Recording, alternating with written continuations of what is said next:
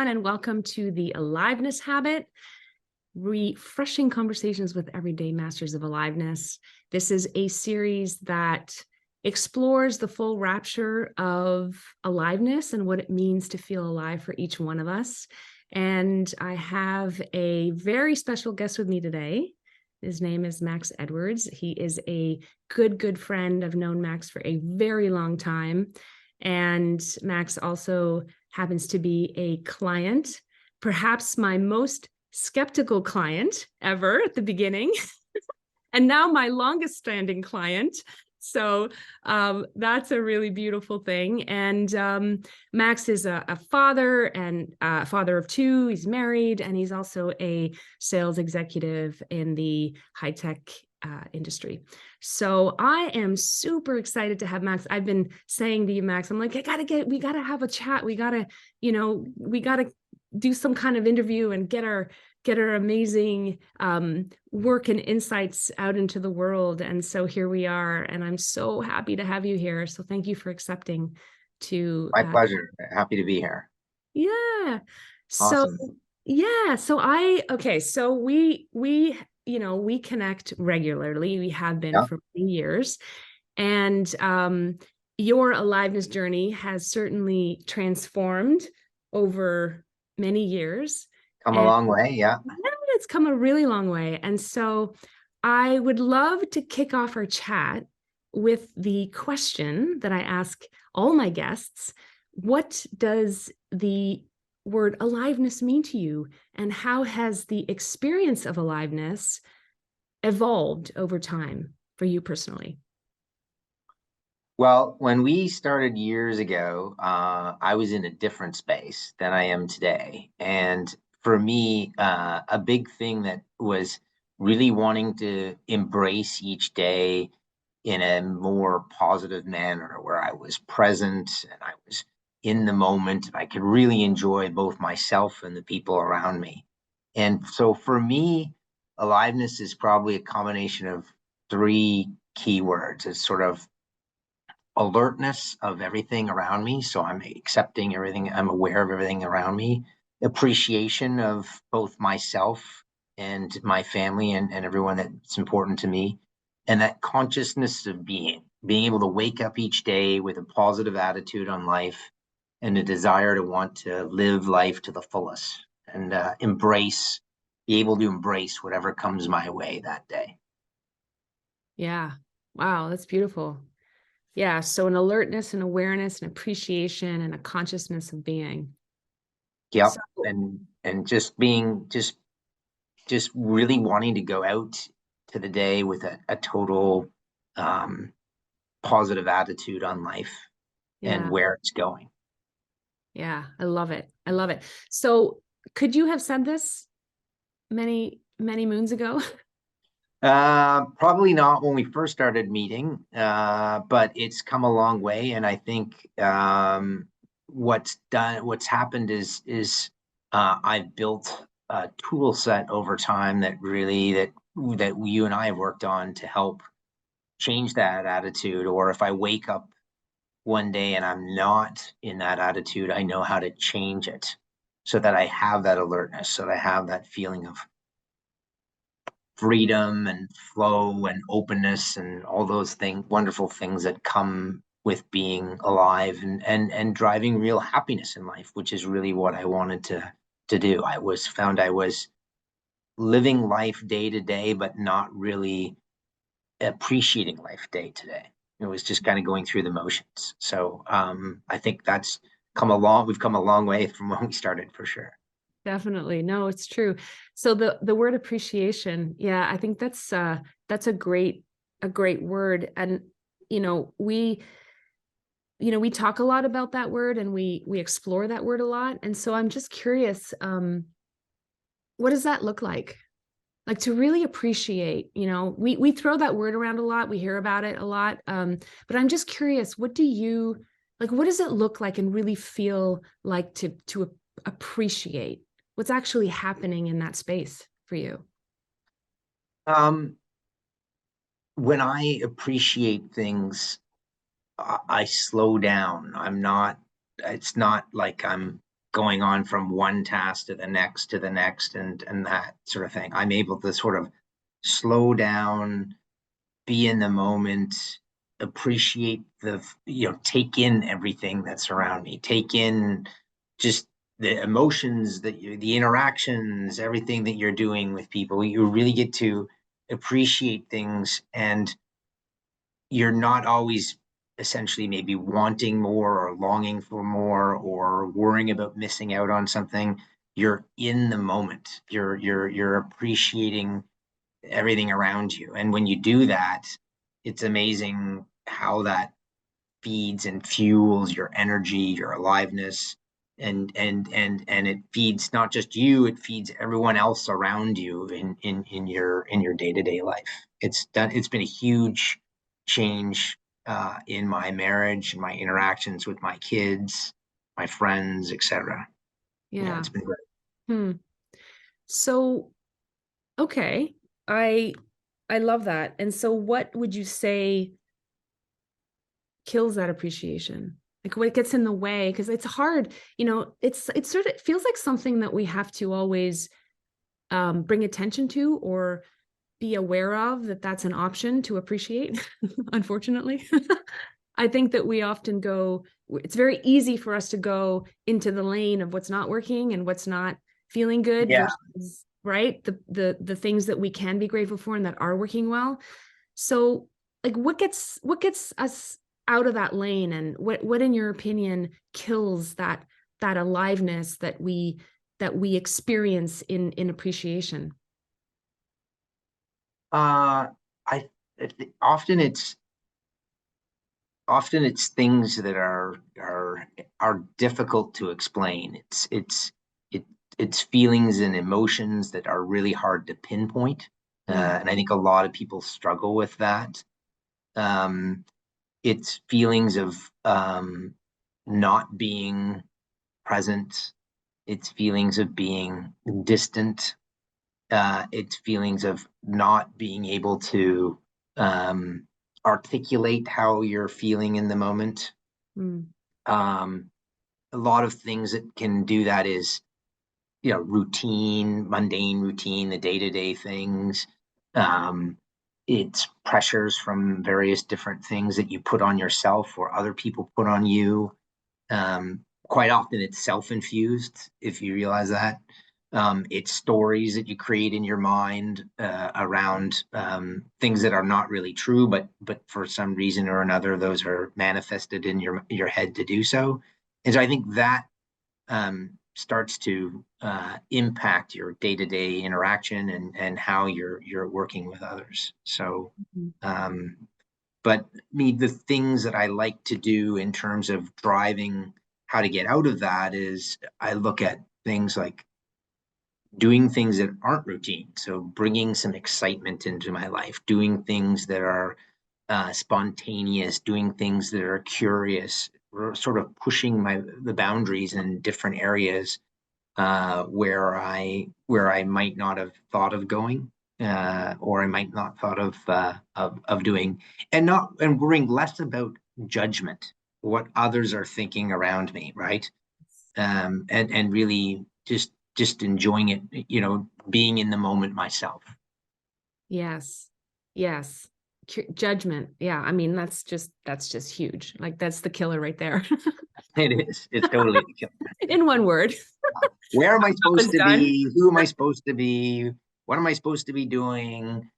I mean, that's the killer, right? And it's stuff that's inflicted on people from the environment outward in, and then inward out. There's a lot of judgment that you do on your own self that can be sometimes even more challenging. Hmm. Yes. So then what role does curiosity play in aliveness? When you're curious, you get to ask yourself questions. When we started working together, you start to get to ask questions that you might never thought of asking yourself. Mm, Um, and you get to really start to explore different things in terms of how if I did this, what would be the outcome? Well, I've never really thought about it. I should look at it, or I think I question those things. So it's questioning those sort of givens that weren't there before. Um, Curiosity can come in many different ways. It can also force you to try different things. I found, for example, um, I couldn't believe the impact that a routine with exercise did for me, right? The exercise for me is more mental than it is physical, and the impact that does, even just I'm having a moment or whatever, I get up and I go for a walk and I reset. And that advice I've given to many people, including my kids, when things are just feel like they're sort of overwhelming at the moment. Hmm. Yeah, one of the things that I think it was like our last session or 2 sessions ago, we kind of landed on this really cool saying. We're like, you had this high on presence. You remember when you Yes. said that? And Yeah. I thought it was so awesome. Like getting a high on presence. That's like so awesome. And you got a high, that the movement drops you into presence, and also like socializing, like being with other people that fill your tank is so powerful for you and so important. And I just wonder, if you could just talk about that for a moment, because I feel like that's been just a huge realization. Or when we got curious around that, you landed on how important it is to be with right tribe, and consistently, and every time you hang out with your friends and the people that really, really fill your tank, and also in combination with movement, like so hockey or playing something and then going Yeah. out and hanging out with your friends, like that just that just made you feel so alive. And I'm curious about that. Yeah. I mean, if anybody who knows me, I'm a very social person. I'm an extrovert. I love being around people. My whole job is interacting with people and strangers and people I know. So I think when you're doing things like that, again, it's about being in the moment, right? Nothing else matters, right? You can push away all the anxiety or stress or everything else that's around you. You can just be with those that matter most to you, or Mhm. even those that you can even be work related. Even when I'm in a positive work environment and I'm going on a work trip and I'm working with folks, and it's being in the moment there. It's that you stop trying to think about what's next or worrying about what's there, and you set aside those and you're just in the moment being with others. So that was really important for me. um, and I think it's also the interaction that you have with others is really important. Like I tell everyone that to have a mental coach or a life coach is should be no different than having a physical coach, right? You invest a lot of money in the gym and everything does that, and health and stuff like that.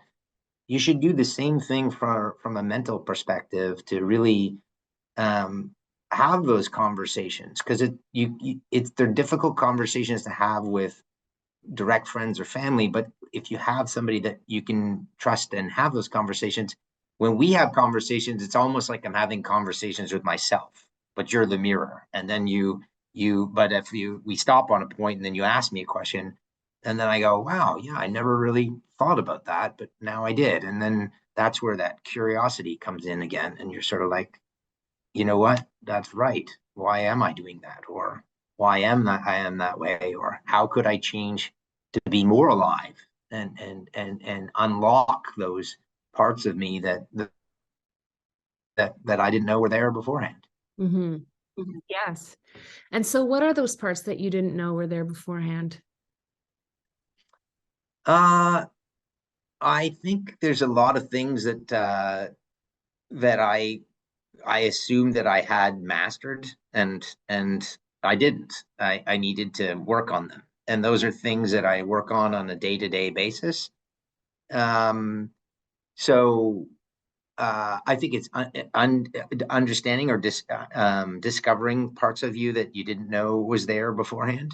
I also found that I really, really enjoy um, being creative. So if I don't have that creative space, Mm-hmm. I I'm just not in that same sort of space, and I've used that to foster success in my work. I've used that to foster different things. So it's characteristics that didn't. It's hard to pinpoint right away, right now, Yeah. but creativity is one for sure. If I don't have the creativity to do something, then I can't really be the best that Yes. I'm, right? Yeah. And that's something that you helped help me uncover. Yeah, I love that. And I was about actually is going to go to creativity because I feel like a lot of what we uncover together is in service of you being your most creative self, which is really where I think a lot of your aliveness lives. And I think it's the same for anybody, quite frankly, because I think at the core we are all deeply, I mean, we are creative beings. I mean, Yeah, exactly. right? I mean, So, so we all are. Some people say I'm not creative. I don't have a creative bone in my body, and it's like it's not true because we create all the time. We're creating all the time. And so to unlock and unleash that part of ourselves and to become more aware of our creative selves, I think just is where all our potential lives. yes, 100%. And when you have that aliveness, as I mentioned, it radiates on others. It's infectious on them. So in a Yeah. positive way, and then they start to ask themselves how, where their, uniqueness is. So I Yeah. really like that. Yeah. So there's, you're, we're kind of in our 50s, let's say we're 50, Yeah, I am 48, old. I am 49, older than 50. 49. You're right, Alex. Yes, thank you. And this is being recorded. So yes, And it's being I can't recorded. lie that I'm So 49 anymore. now you have to change your LinkedIn profile. Yeah, I will. Oh, that's great. But this is kind of a space in time where I think, there's a lot that comes up, is a lot that perhaps is shifting within us, and we're coming face to face with, sort of moving into that next chapter of our lives. And I've talked a lot about this as well, where we're kind of in that next phase, and next iteration of who are we in this world, and what kind of legacy do we want to create for ourselves. And so I'm just curious if how that plays into your experience now, and appreciation as well. How does that play a role in where you are right now, and how you see yourself moving forward in this beautiful life that we get to live? Uh, that's a great question. I mean, for me, I think what we've talked about a lot is when you reach a certain age and your kids are moving on and you're faced I'm almost faced with empty nest syndrome, that sort of thing. um you can really live your life in the rear view mirror and be longing for things in the past, and then not appreciate a what's going on now, or b what's going on in the future. So that aliveness is so important now, because um, I want to be able to project it not only in my relationship with Kim, but my relationship with my kids, my relationship at work, um, you know, my relationship with myself, just to have that aliveness, appreciation of everything I've done, everything I'm going to do, and really be able to take that in on a day to day basis, as to bring that to the table. And I think it also it also makes you sort of think, um, it makes you appreciate where you're at, right? Where you're at, um, and and not feel like I have regrets or any sort of stuff along the way. That I'm actually quite happy where I am, and really excited about where it could go. Right? I you're never too old to try new things, and Lord knows I'm trying lots of different things now. So yeah, so what does it open up? What does this gateway, like stepping through this gateway of aliveness that you've uncovered, what is it opening up? What's important about having and knowing that gateway for yourself? Well, I think the big thing is that it really makes you determine what it is that fuels your jetpack. What makes you happy? What makes you excited? What things you do to can change your state of mind.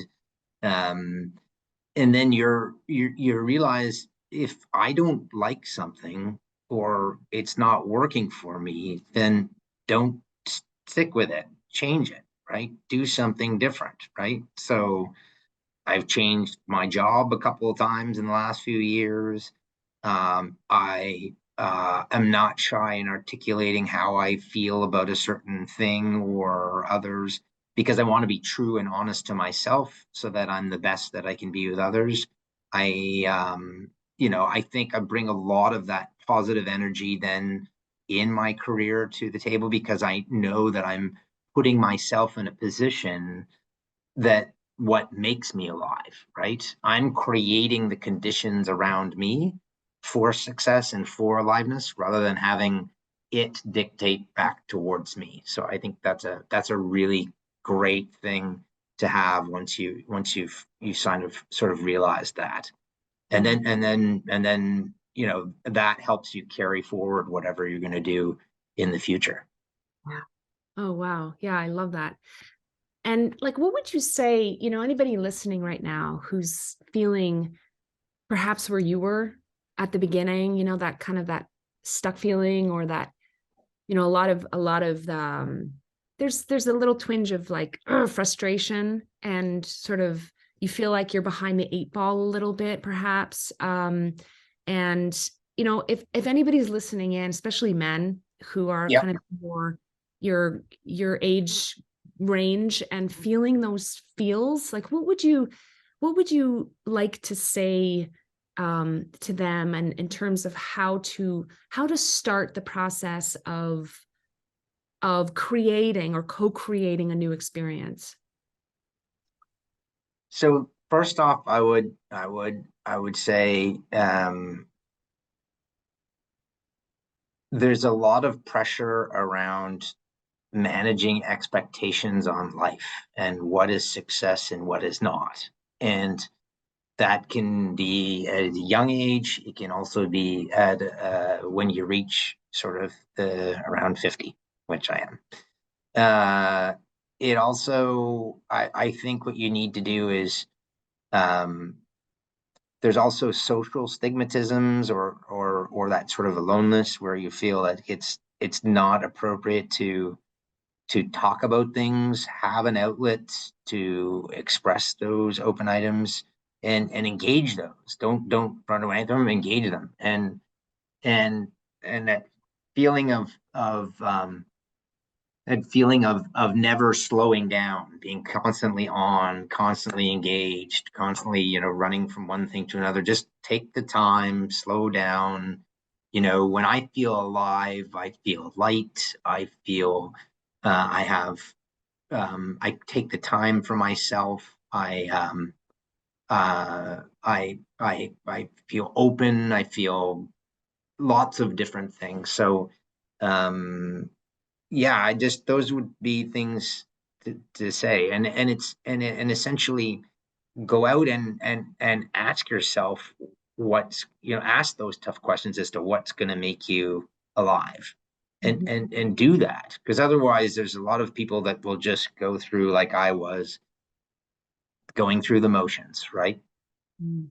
And they've got work challenges, marriage challenges, home challenges, whatever, and they don't actually ever work on themselves, and they're always working for others, but then they're working on themselves. So I would do that, and I would say that for any age group. Yeah, beautiful. Yeah, I think you mentioned there's a word in there that I think is so powerful, and it's vulnerability. Um, Yes, and how hard it is for anyone really. Like it doesn't matter what age you are. I think being vulnerable, learning how to be vulnerable is a hard thing. And the older we get, I think the harder it feels to break down all those walls that we build up over time. yeah, And but I think the benefits of learning how to step forward in your vulnerability and in that authentic space where you're just you, and all that beautiful potential can sort of come forward and flow through you, I think is really, I think that's, I salute you. I admire you so much because you have really put in such beautiful work. And I love that you're able to pay it forward here together with me. It's so fun. it So is awesome. Yeah. I so appreciate you. And, we've reached our time, so we're going to have to wrap up here.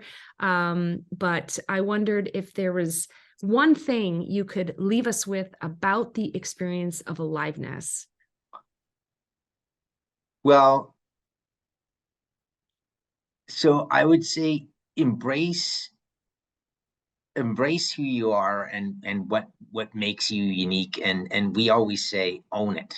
Don't, own it, right? And I think when you do that, you know what that is, then you'll have that aliveness. And for me, it's been a huge uh opening of my senses, and opening of things that I questions I never had, that have allowed me to be a lot more positive, bringing positivity into every interaction I have.